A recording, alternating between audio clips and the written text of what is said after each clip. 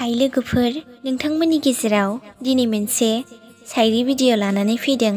शायरीखौ लिरदों बिथां Rameshwar Basumatary, district Kokrajhar, village कारिगाव। दानिया फैदो बिथां हरनाय शायरीखौ खोनासंलां दिनि।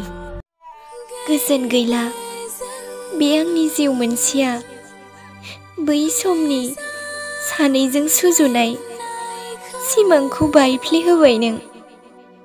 आंनि गोरबो सिङावसो लाथ्र'हायि दुखु होलांबाय नों। सानफेरामोन आं नोंखौ आंनि गोरबोनिफ्राय गोजान जालांगोन होनना।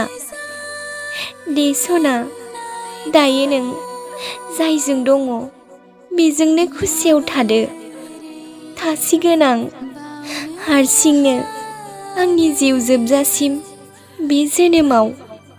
नोंजों सुजुनाय गोदै सिमांफोरा मोगथां महराव नुजायासै। सिमाङा सिमां जानानैनो थामारबाय।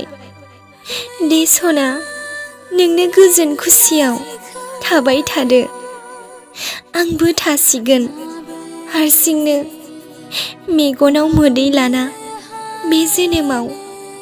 नोंखौ गोसोखाङै खाङै थैलांगोन आं सना, थैलांगोन।